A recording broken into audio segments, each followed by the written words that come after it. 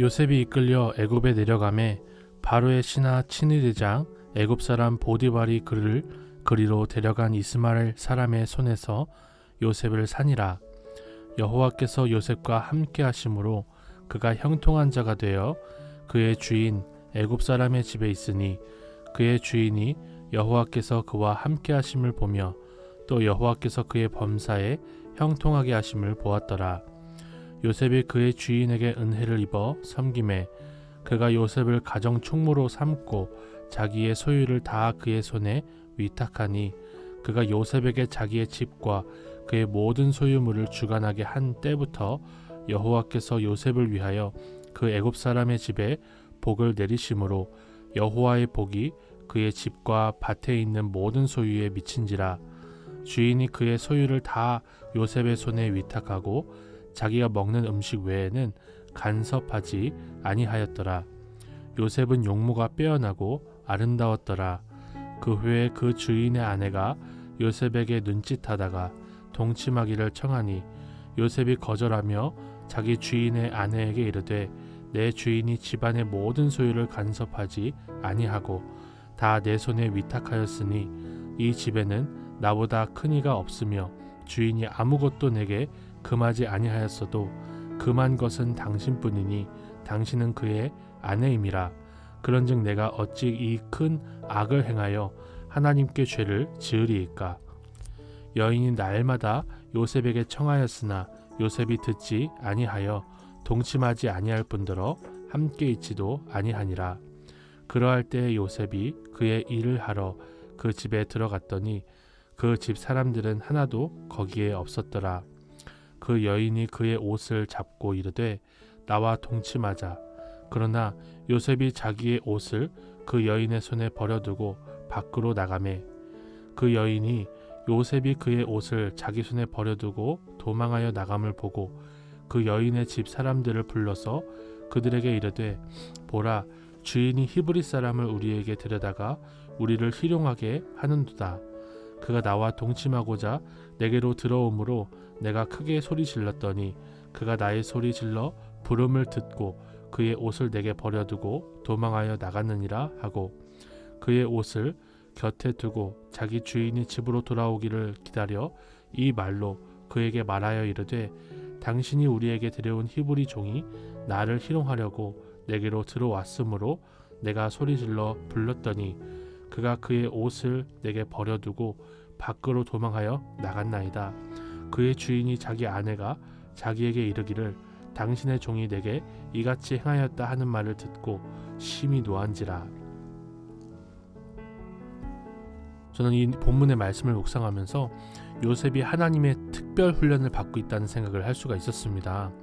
요셉이 노예로 애굽에 팔려가게 되는데 이 애굽에서 바로의 신하 친위대장의 집에 팔립니다. 그러니까 굉장히 권력이 높은 사람의 집에 팔려가게 되어서 애굽의 모든 풍습과 정치, 경제, 문화 상황을 다 배우게 되는 것이죠. 특별히 요셉이 이 보디발의 집에 유학생으로 간 것이 아니라 노예로 팔려갔기 때문에 요셉은 죽지 않기 위해서 애굽의 음식에 빨리 적응했어야 했을 것이고요. 애굽 사람들의 말을 정말 생명을 걸고 빨리 배웠어야 할 것입니다. 문화도 그랬을 것이고 모든 전반에 있어서 요셉은 노예로 팔려갔기 때문에 생명을 걸고 적응할 수밖에 없었을 거예요. 저는 이런 생각이 드니까 정말 우리 하나님께서 우리에게 주신 고난, 우리에게 주신 부족함은 하나님의 사람으로 하여금 특별 훈련이라는 생각이 들었어요. 우리가 금수저, 은수저, 흙수저를 얘기를 하는데 저는 흙수저거든요. 돈으로 해결하지 못하고 문제들을 하나하나 풀어갔던 이 모습들이 오히려 하나님의 특별 훈련이었다라는 것을 생각해 볼 수가 있었습니다. 저는 신학교를 다니면서 좀 굶으면서 공부를 했고 책을 사기 위해서 점심을 좀 아끼면서 그렇게 공부를 했는데 제 신학교 동기들은 그렇지 않고 펑펑 쓰면서 공부를 하는 모습들을 보면서 참 자괴감이 많이 들었었습니다.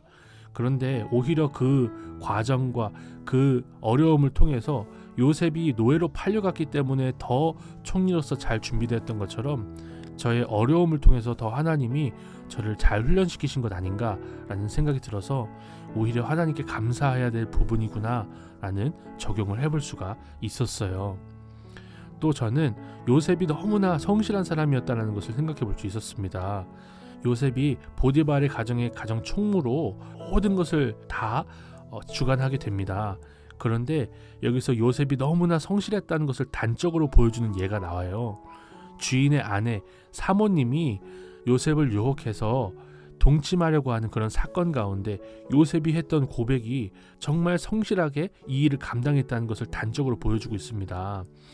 요셉은 하나님께 죄를 지으리까? 라고 이렇게 얘기를 하는데 17세까지 야곱의 집 안에서 신앙교육을 받았던 요셉은 정말 하나님 앞에 죄를 짓지 않고 성실하게 하려고 했던 모습을 우리에게 단적으로 이 고백을 통해서 보여주고 있는 것이죠.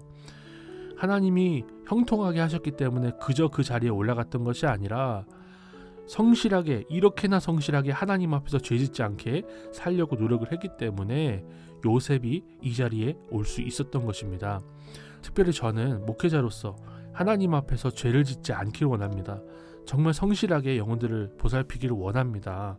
제가 요셉처럼 총리의 자리에 가지 못하더라도 주님께서 내게 맡기신 것을 성실하게, 유혹이 있고 핍박이 있을지라도 성실하게 감당해야겠다라는 생각을 해볼 수가 있었어요.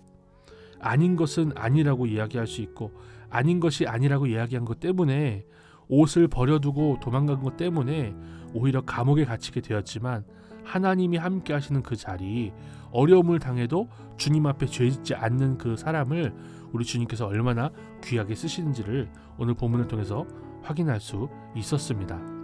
우리 모두가 그런 하나님의 백성들로 서기를 소망합니다. 하나님 아버지, 높은 산이 거친들이 초막이나 궁궐이나 내 주 예수 모신 것이 그 어디나 하늘나라라는 것을 믿습니다. 우리가 고난을 받더라도 우리를 통해 많은 사람들에게 복음이 전파되는 것이 복인 줄을 믿습니다.